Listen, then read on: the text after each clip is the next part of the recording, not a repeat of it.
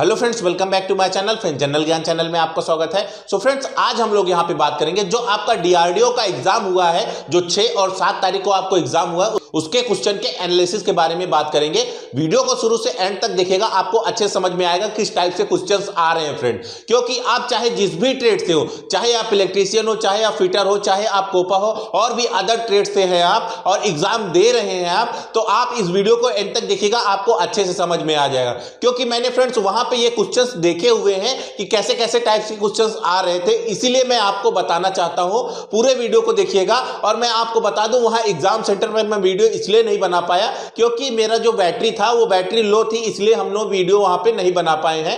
लेकिन मैंने वहां पे एनालिसिस किया हुआ है बच्चों के साथ में, तो वहां पे मेरे को अच्छे से पता चल पाया है कि ये किस टाइप्स के पेपर में आ रहे हैं फ्रेंड। तो मैं आपको बता दूं, जो भी आपके ट्रेड्स हैं, जिस भी ट्रेड से आप हैं फ्रेंड्स, उसमें बेसिक्स क्वेश्चन आप हमेशा गौर करिएगा। जो आपके थ्योरेटिकल हैं, मतलब जो आपके मैथमेटिकल कैलकुलेशन है, उसमें से भी आएगा, लेकिन उसमें से 2-4 क्वेश्चंस आपके देखने को मिल सकते हैं। और आपके जो यहाँ पे ट्रेड है, मतलब ट्रेड थ्योरी, इसीलिए मैं आपको बोलता था फ्रेंड, जो आपका आईटीआई का एग्जाम होता है ना, उसके जो ट्रेड थ्योरी होते हैं उसी में से क्वेश्चन पूछा जाएगा। और आप डीआरडीओ में देख सकते हो एग्जाम में, इसमें जो है आपके जो आईटीआई का ट्रेड थ्योरी है ना, उसी से क्वेश्चंस आपके पूछे जा रहे हैं फ्रेंड। तो वो कैसे टाइप्स के क्वेश्चन है उसके बारे में भी बात करते हैं फ्रेंड। मैं इलेक्ट्रीशियन ट्रेड से हूं, तो इसलिए मैं इलेक्ट्रीशियन ट्रेड को अच्छे से बता सकता हूं फ्रेंड। तो यहां पे आपके कैसे क्वेश्चंस आ रहे हैं आपको मैं बता दूं फ्रेंड्स। एक क्वेश्चन मैं बता रहा हूं, यूनिवर्सल मोटर किस करंट पर फ्लो करता है? तो वहां पे था एसी करंट, वहां पे था डीसी करंट, वहां पे एक और था एसी एंड डीसी बोथ। तो फ्रेंड्स उसमें सही यही था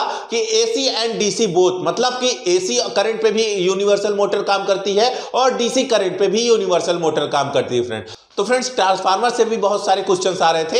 एक क्वेश्चन ट्रांसफार्मर से देखने को मिला था कि आपका जो ट्रांसफार्मर है उससे बाहर, जो ट्रांसफार्मर है बाहर से आपका कौन सा पार्ट दिखता है, ये क्वेश्चन आया हुआ था।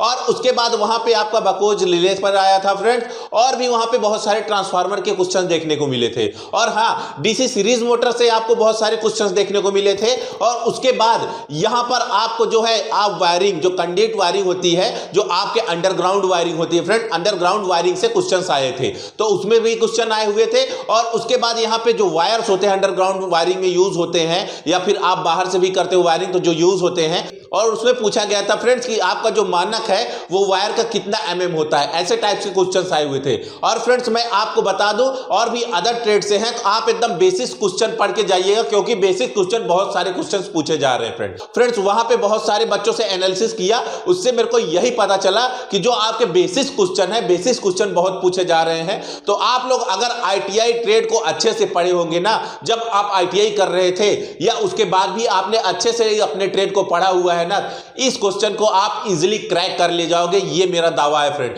क्योंकि यहां पे जितने भी क्वेश्चंस आ रहे हैं, अगर 80 क्वेश्चंस है ना, तो 80 क्वेश्चन में आप मान के चलिए फ्रेंड्स, यहां पर आप जो है 85 के आसपास में आप अटेंड कर ले जाएंगे थ्योरी ट्रेड में। जो आपका इलेक्ट्रीशियन थ्योरी है या फिटर थ्योरी है, आपका जो भी ट्रेड का थ्योरी है उसमें अटेंड कर ले जाएंगे। अब बात करते हैं यहां नॉन टेक्निकल। लगभग 40 क्वेश्चन के आसपास में नॉन टेक्निकल थे, जो कि 120 क्वेश्चंस आपके यहां पे डीआरडीओ में आए हुए थे। आप लोगों को ऑलरेडी पता है 120 क्वेश्चंस आए हुए थे फ्रेंड। अब इसमें किस टाइप से मैथ में क्वेश्चन आया हुआ था मैं आपको बताता हूं। एक क्वेश्चन मुझे याद है, यहां पे बोला गया था ए बी सी, 3 व्यक्ति हैं। वो 3 व्यक्ति क्या कर रहे थे? एक व्यक्ति किसी काम को जो है यहाँ पे 4 दिन में कर रहा है, एक व्यक्ति किसी काम को यहाँ पे 3 दिन में कर रहा है, एक व्यक्ति किसी काम को यहाँ पे 5 दिन में काम कर रहा है। तीनों मिलकर अगर काम करते हैं फ्रेंड्स, तीनों मिलकर काम करते हैं, तो वो 600 रुपीज यहाँ पे जो है उनका कलेक्शन हो जाता है। तो बताइए बी जो है, जो बी है, पूछा गया था अगर बी अकेले का जो आय होगा वो आय कितनी होगी? बी की यहाँ पे आय पूछी गई थी, ये 600 रुपीज में से बी की आय कितनी होगी, ये क्वेश्चंस आपके यहां पे पूछे गए थे। तो ऐसे ऐसे बेसिस क्वेश्चन आ रहे थे फ्रेंड। जो नॉन टेक क्वेश्चन है वो आप इजीली कर सकते हो, वो सभी ट्रेड में आ रहा है फ्रेंड। और मैं आपको एक क्वेश्चन बता देता हूं, जो 6 तारीख का जो हुआ था डीआरडीओ का एग्जाम, उसमें पूछा गया था कि राष्ट्रपति के ऊपर जो महाभियोग लगता है वो किस आर्टिकल के तहत लगता है फ्रेंड्स, ये पूछा गया था। अगर आपने संविधान में बेसिक पढ़ रखा है ना, तो इजीली आ जाएगा। नहीं भी पढ़ रखा है तो आगे आने वाले जो डेट्स ट्रेड्स है उसमें जो एग्जाम्स हैं फ्रेंड ना, उसमें आप यहां पे बेसिक्स पढ़ के जाइएगा। आर्टिकल 1 से 70 तक मैं बता दे रहा हूं, आर्टिकल 1 से 70 तक आप लोग अगर पढ़ लेते हो ना, 1 से लेकर के 26 आर्टिकल तक आप लोग अच्छे से पढ़ लीजिएगा। ज्यादातर क्वेश्चंस यहीं से पूछते हैं और नागरिकता से ज्यादातर क्वेश्चन आते हैं फ्रेंड। ये आपके संविधान के हो गए, बहुत ही बेसिक क्वेश्चन है जो कि आप यहां पे पढ़ करके इजीली वहां पे जा करके, जिन बच्चों का भी डीआरडीओ का एग्जाम नहीं हुआ है वो जा करके दे सकते हैं और अच्छे से अपना पेपर कर सकते हैं फ्रेंड।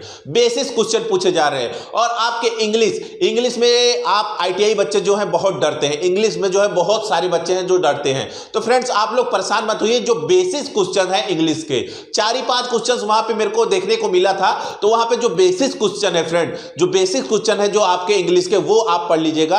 आप यहां पे जो है जैसे स्पेलिंग मिस्टेक और उसके बाद आपका एंटोनिम, सिनोनिम्स, ये सब आप पढ़ लेंगे तो इजीली आप वहां पे कर सकते हैं। इसको ज्यादा से ज्यादा 1 घंटे आप दे देंगे तो आप ये इंग्लिश आप इजीली कर सकते हो। वहां पे बहुत बेसिक क्वेश्चन पूछे गए थे फ्रेंड, और यहां संविधान के भी बहुत बेसिक क्वेश्चन आए हुए थे। और भी आप करंट अफेयर 1-2 क्वेश्चन वहां पे आपको देखने को मिल सकते हैं, आप जा करके वहां पे देख लीजिएगा। इलेक्ट्रीशियन ट्रेड के बहुत सारे क्वेश्चन आप वहां पे पूछे गए थे। अगर आप लोग चाहते हैं इलेक्ट्रीशियन ट्रेड के और भी क्वेश्चन का मैं एनालिसिस कराऊं तो आप लोग कमेंट कीजिएगा और हम लोग यहां पे एनालिसिस करा देंगे फ्रेंड। और भी आपको जो बच्चों को क्वेश्चन याद होगा आप हमें कमेंट में राइट कर दीजिएगा, मैं उस क्वेश्चन को भी वहां पे विद आपके नेम के साथ यहां पे बताऊंगा और उसका आंसर भी बताऊंगा अच्छे से, क्योंकि मैं इलेक्ट्रीशियन ट्रेड से हूं तो मैं अच्छे से आपको बता सकता हूं पूरा एनालिसिस करके फ्रेंड। आईटीआई का इलेक्ट्रीशियन ट्रेड मैं अच्छे से आपको पढ़ा भी सकता हूं, अगर आप लोग कहोगे तो यहां पे इलेक्ट्रीशियन ट्रेड आपका अच्छे से पढ़ा भी दूंगा फ्रेंड। और मैं आपको बता दूं, जो आपका यूपीपीसीएल, जो आपका यहां पे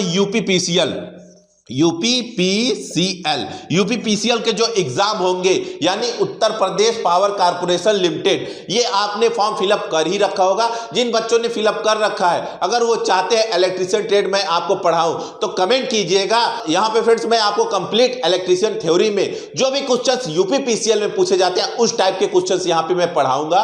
और फ्रेंड्स अच्छे से यहां पे जो ऑप्शनल टाइप के क्वेश्चंस आते हैं आपके यूपीपीसीएल में, वो भी अच्छे से यहां पे सॉल्व कराऊंगा। और इतना दावा है ना, जितना मैं सॉल्व कराऊंगा ना, उसमें से लगभग आप समझ लीजिए 90% क्वेश्चन फंस जाएगा।